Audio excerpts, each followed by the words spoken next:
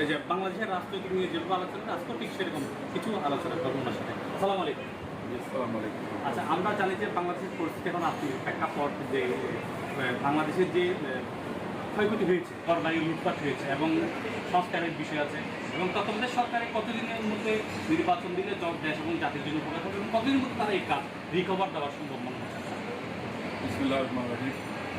আমি প্রথমেই সিটিভিতে সিটিভি 24 এই চট্টগ্রাম মহানগরীর পক্ষ থেকে জানাই শুভেচ্ছা অভিনন্দন। আসলে দেশ আজ গভীর সংকটের মধ্যে উত্তরণের পথে রয়েছে। বৈষম্যচার ছাত্র সমাজের যে অহংকার, ছাত্র সমাজ যে সব কিছু করতে পারে, ছাত্র সমাজ যে দেশের শক্তি, ছাত্র সমাজ যে বায়ান্নের যে ছাত্র সমাজ দেশের কলমবদ্ধ রক্তের মধ্য দিয়ে পাকিস্তানের শাসক গোষ্ঠীর রক্তচক্ষুকে রক্ষা করে মাতৃভাষা বাংলাকে ছিনিয়ে নিচ্ছিল। ঠিক 90-এর বিরুদ্ধে আন্দোলন আজকে 2024-এর জুলাইয়ে 5 জুলাইয়ের এই আন্দোলনে ছাত্র সমাজের তাজা রক্ত ঢেলে দিয়ে হাজার হাজার ছাত্র সমাজের যে ত্যাগ, যে প্রতিজ্ঞা, বুকের তাজা রক্ত রাজপথে বিলিয়ে দিয়ে পুলিশ বুলেট 12 বাসগুলোকে বুকের সাথে বুকে থেকে নিয়ে যেভাবে যে ইতিহাস রচনা করেছে, আসলে আমরা তাদের কাছে কৃতজ্ঞ, আমরা তাদের কাছে এটা সম্ভব। বাংলাদেশ যখন একটি স্বৈরাচারী সরকার শেখ হাসিনার বিরোধী দল যখন 17 বছরের আন্দোলনে জর্জরিত, বিনা কারণে যখন গ্রেফতার করা হচ্ছে আমার দেশের মা বোনকে, বিনা কারণে গ্রেফতার করে নিয়ে গায়ে মামলা দেওয়া, বিনা কারণে ঘর থেকে নিয়ে যাওয়া হচ্ছে, যার নামে মামলা থাকে না পেয়ে ঘুমকে নিয়ে যাওয়া হচ্ছে, মাকে নিয়ে যাওয়া হচ্ছে, পারিবারিক শারীরিক মানসিক 36 বছরের যে নির্যাতন, বাংলাদেশের গণতন্ত্র ন্যায় বিচার বলতে যদি নাই, হত্যা গুম খুন প্রতিরক্ষণের বিষয় হয়ে দাঁড়িয়েছে। সমস্ত রাষ্ট্রযন্ত্র, সমস্ত শাখাকে ধ্বংস করে যখন বাংলাদেশকে একটি বলাবলীর বিরুদ্ধে পরিণত করা হয়েছে, ঠিক সেই মুহূর্তের মধ্যে একটি বর্জন ছাত্র সমাজমূলক বৈষম্য বিরোধী ছাত্র আন্দোলনে ছাত্র সমাজ যে নেতৃত্ব দিয়ে গড়ে উঠেছে, তারই প্রেক্ষিতে স্বৈরাচারী হাসিনার পতন হয়েছে, পালিয়ে গেছে। আসলে এটি ইতিহাসটা তো এই আন্দোলনের মধ্যে দিয়ে আমরা দেখলাম বাংলাদেশের গণতন্ত্রের একটি নতুন দিগন্তের সূচনা হয়েছে, স্বৈরাচারের পতন হয়েছে, স্বৈরাচারের পতনের মধ্য দিয়ে বাংলাদেশ আজ নতুন দিগন্তের সূচনা হয়েছে। সেই সূচনা লগ্নে বাংলাদেশের মানুষ আর দাবি করছে, বাংলাদেশের মানুষ চায়, সেটি হচ্ছে প্রধান যেটি সে দাবি, সেটি হচ্ছে যে গণতান্ত্রিক পরিবেশে একটি সুষ্ঠু নির্বাচন, একটি আমরা বিশ্বখ্যাত আমাদের চট্টলার কৃতি সন্তান, চট্টলার গৌরব, যিনি নোবেল বিজয়ী, সারা বাংলাদেশের মানুষ যাকে চিনে একজন উচ্চ শিক্ষিত নম্র ভদ্র মানুষ হিসাবে, যিনি দেশবিরোধী মানুষ, আজকে তার হাতেই সারা বাংলাদেশের দায়িত্ব তুলে দেওয়া হয়েছে। প্রধান উপদেষ্টা হিসেবে তাকে দেওয়ার পরে বিশ্ববাসী, বাংলাদেশের মানুষ সবাই সাদরে সেটি গ্রহণ করেছে, সাধুবাদ জানিয়েছে।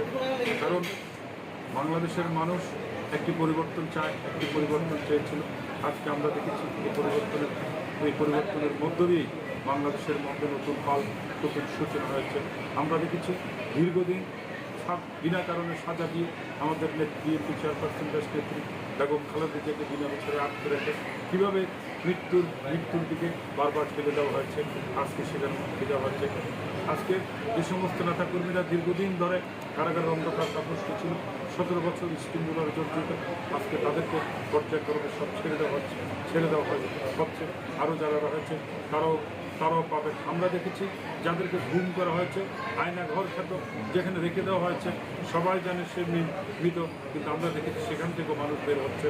আজকে তত্ত্বাবধায়ক সরকারের প্রধান উপদেষ্টা ডক্টর সাহেব ঘোষণা দিয়েছে, এটা আমরা এই দেশটা আমাদের, এই দেশটাকে আমাদেরকে সাজাতে হবে। আমরা তাকে সহযোগিতা করতে চাই। বিএনপির মহাসচিবের নেতৃত্বে বিএনপির একটি প্রতিনিধি দল তার সাথে দেখা করছে, বিভিন্ন দলের নেতৃত্বে দেখা করছে। সকলের দাবি একটি আধুনিক বাংলাদেশ রূপক যে স্বপ্ন দেখেছে আধুনিক বাংলাদেশ, এদেশে আবার সেই শহীদ জিয়া যে আধুনিক বাংলাদেশ গড়ে দিয়ে গেছিলেন সেই তারই ধারাবাহিকতা চায়। দেশনেত্রী বেগম খালেদা যে বাংলাদেশের সূচনা করেছিলেন, আবার মানুষ সেই বাংলাদেশ চায়। আমার ভোট আমি দেবো, যাকে খুশি তাকে দেবো, ভোটাধিকার ফেরত চাই, সংবাদপত্রের স্বাধীনতা চাই, মা বোনের উজ্জ্বল লুণ্ঠন যেগুলো হয়েছে সেগুলো ফেরত চাই। পক্ষান্তরে আমার ভাইরা যারা শহীদ হয়েছে, সাইদ আমাদের চট্টগ্রাম কলেজ ছাত্রদলের জন্য আহ্বায়ক ওয়াসিম সহ যে সমস্ত ভাইরা শহীদ হয়েছে তাদের বিচার চাই, আমরা তাদের বিচার চাই। অনত বিলম্বে তাদের হত্যাকারীদের বের করে বিচারের করে শাস্তির ব্যবস্থা করতে হবে। আমরা সর্বোপরি আমরা বাংলাদেশকে একটি নিরাপদ রাষ্ট্র হিসেবে দেখতে চাই। বাংলাদেশকে যে দীর্ঘদিন যে 17 বছর একটা অনিরাপদ রাষ্ট্র পরিণত করা হয়েছে, যেখানে জীবনের কোনো মূল্য ছিল না, পাখির মতো নিয়ে জাতিতে তাকে হত্যা করা হতো, যে নৈরাজ্য সৃষ্টি করা হয়েছে, আর্থিক দুর্নীতির জন্য সমস্ত কিছুকে বাহির রেখে বাংলাদেশ একটি স্থিতিশীল রাষ্ট্রে, একটি সুন্দর দেশে, একটি নিরাপদ রাষ্ট্রে পরিণত হবে। আমরা সেটি আবেদন করছি এই তত্ত্বাবধায়ক সরকারের কাছে। আর এটি সম্ভব কারণে গণতান্ত্রিক পরিবেশ নিয়ে দিতে হবে। ভোটাধিকার ফেরত দিতে হবে হয়েছে, যেটি 2001-এ হয়েছে। বাংলাদেশের নিরপেক্ষ ভোট আমার ভোট আমি দেবো, যাকে খুশি তাকে দেবো। ভোট কেন্দ্রকে আবার বিদ্যমানিতা নির্ধারণ করবে এদেশের মানুষের নেতৃত্বকে দেবে। এই ধারাকে সামনে রেখে অনতি বিলম্বে সময়ের মধ্যে বাংলাদেশের নির্বাচন ব্যবস্থা করার উদাত্ত আহ্বান জানিয়ে আমি আমার বক্তব্য শেষ করছি। আমি আরেকটা আপনার সাথে অ্যাড করতে চাচ্ছি যে অন্তর্বর্তীকালীন সরকার রাষ্ট্রীয় যেভাবে ক্ষয়ক্ষতি হয়েছে, যে সময়টুকু নিয়েছে যে নির্বাচন দেওয়ার, সেই সময়ের মধ্যে কি আসলে সম্ভব হবে কিনা কাজগুলো সম্পূর্ণ করতে? দেশের আসলে অনেক মালামাল ক্ষতি হচ্ছে, রাষ্ট্রীয় সম্পদের ক্ষতি হচ্ছে, এটা একটি উন্নয়নের বিষয়। এটা নির্বাচনটা ভিন্ন বিষয়। তত্ত্বাবধায়ক সরকার যারাই আসেন অতীতে আমাদের দেশে ছিল, কিন্তু এরা তো সিরিয়াসভাবে থাকার জন্য এদের কাজ হচ্ছে একটি গণতান্ত্রিক পন্থায় গণতান্ত্রিক পন্থাকে জাতিকে ঐক্যবদ্ধ করে একটি নির্বাচন ব্যবস্থা।